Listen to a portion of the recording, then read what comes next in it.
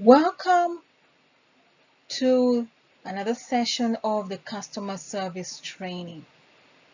By the time you have arrived to this section of training, you will have gone through the module 1 on the definition of customer service, the customer service principles, and principles of customer contact.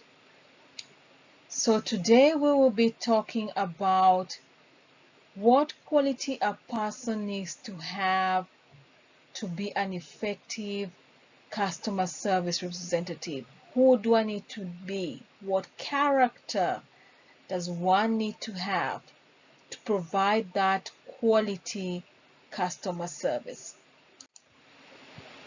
So the first skill that a customer service representative needs to have is problem solving skills. Problem solving skills. And as you can see written the word here, the person needs to be able to resolve both simple and complex problems. Now, problem solving skills is a strategy that you develop and is greatly helped when you fully understand the goods and the services that a company provides or you are offering in that organization. So being able to break down a difficult problem into manageable, solvable steps is part of the problem solving skills. You are able to understand the customer, taking the information that the customer is giving, rephrase that information to the customer to make sure you've understood it correctly, and then go ahead and provide a step-by-step format of resolving that problem with the customer, and the customer understands what's going on. So that is very important, and I'm sure you can recall areas where you have applied the problem solving. So think of various areas you can use that and how you have resolved that problem when you are doing the problem solving for the customer. Now, the second one is clear communication. It is very difficult to communicate clearly if you cannot understand the problem. The customer service representatives have a difficult time solving a problem if they cannot communicate a solution clearly.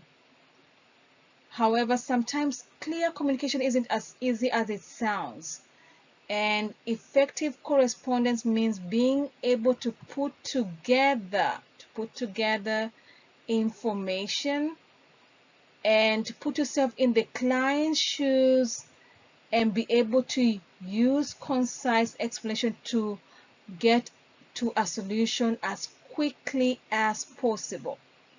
So remember that often, more than not, this means cutting out jargons, non-technical language, and sometimes, depending on the customer, using the non-technical language for them to easily understand.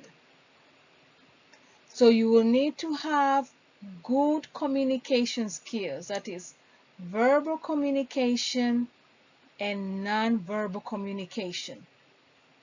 The way you present yourself to a customer really counts, because remember, you are acting on behalf of the company. The way you communicate that information will help the customer understand if they are being assisted or if they are not being assisted. So remember, your voice projection, your facial expressions, your presentation communicates apart from the verbal communication.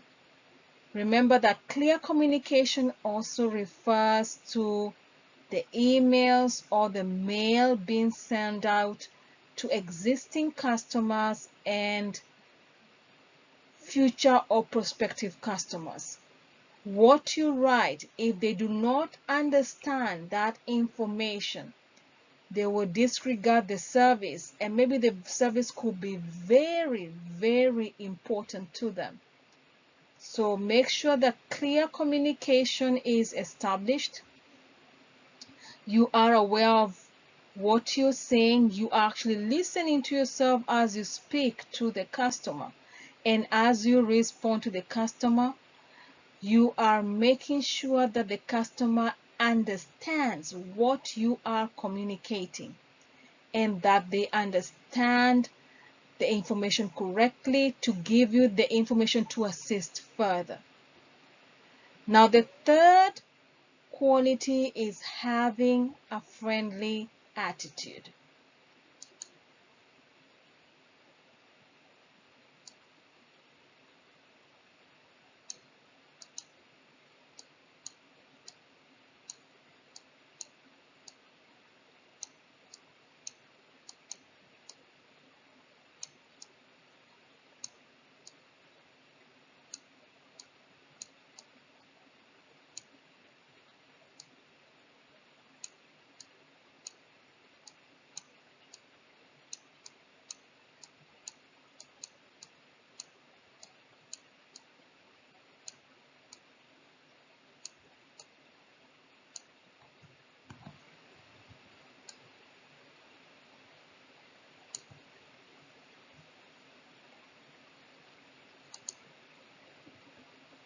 Now remember that people hate being treated like numbers.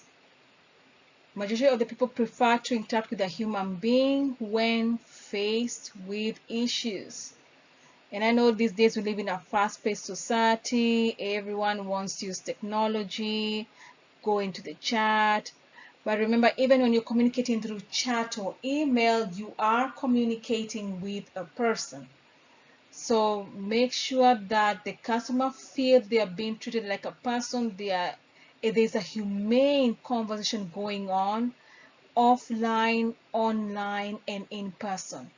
It is important to stay genuine to the customer, show the customer that they really matter, and be friendly to the customer. Not too friendly to cause problems, but friendly to show that you care and that you are willing to help. Now, some people may say they are introvert and they cannot be able to communicate properly, but this is a skill you will need to practice, being friendly. As you talk to the customer, find a common ground where you can communicate, and so that you're able to reach out to the customer effectively and create a positive customer experience and rapport with that customer to retain that customer. The fourth one is empathy. Now, empathy is important to be able to assist the customer in providing and getting the right solution. Now, empathy is not sympathy. You need to differentiate between the two. Empathy is putting yourself in the customer situation, trying to understand the frustration that they're going through from their point of view and trying to see how you can assist them. Now, often when people complain, they really just want their problem to be acknowledged. So most people, that's what they complain about. And just to see that you care. So being empathetic helps to ease the frustration and maintain the brand of your reputation in that company from the customer's perspective.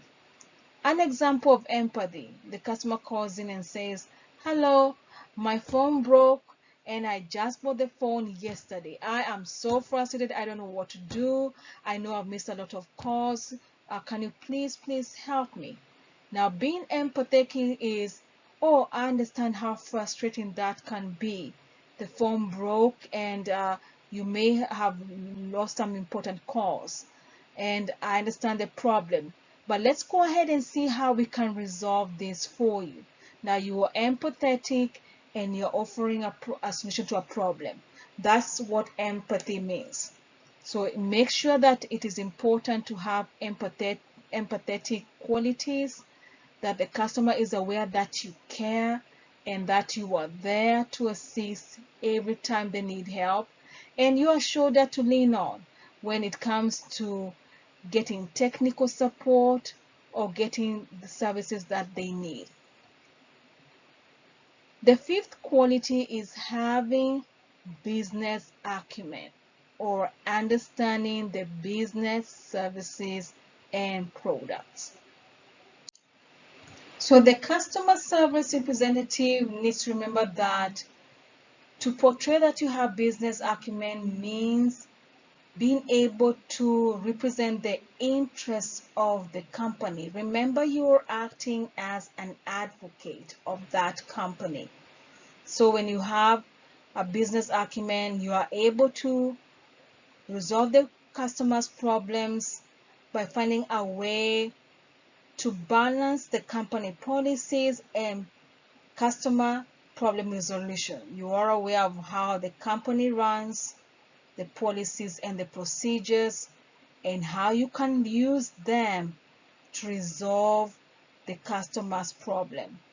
So you are an advocate here for the company. You are representing and interpreting the company policies and procedures to the customer coming to you, and how you brand the company to the customer really matters on how they perceive how the company is run, how the business is run, and how they have an edge in the business industry or the service industry or the product industry. The next point to look at for our qualities of a customer service representative is product or service knowledge. Now, point number 6 is self-explanatory, product knowledge. This means that you are aware of what product or products you're selling to the customers, the positive and the negative effects of what value they are to the customer, both in the short run and long term. You understand the services in details, that you can be able to tailor the service and product needs to the customer. For example, a customer calls in and they say they need a different type of radio from the one that they have had from your company, because they've been buying from your company, and they're looking to advance, just get something new, something better with more technology. Now, having product knowledge will help serve the customer, because you will be able to know, first and foremost, the variety of radios that you have. You'll be able to identify, based on the customer's needs and increasing needs, of what type of radio suits the customer. You'll be able to know and explain to the customer the positive aspects of the radio and the negative aspects. You'll be able to also explain to the customer the future advancements of that product, if they can be able, for example, to make some updates on their own, on various softwares, or how the product can be used in the next 5, 10, 15 years. Now that is showing your product knowledge. The best customer service representative has deep knowledge of how products or services work. Nothing is more frustrating for a customer than having an issue and end up on the phone with someone who has no clue or no idea on how to resolve a problem. There may be some instances whereby the problem may be beyond your control, but having that product or service knowledge goes a long way in showing that you are professional, you are where you need to be, and you are ready to assist the customer.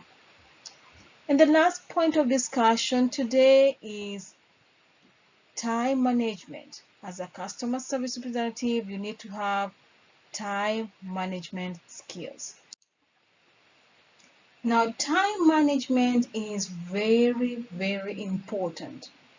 Learning how to manage the time you communicate with the customer, the time you resolve a problem, you need to have that as a skill as a representative when resolving customers' problems or when interacting with the customer.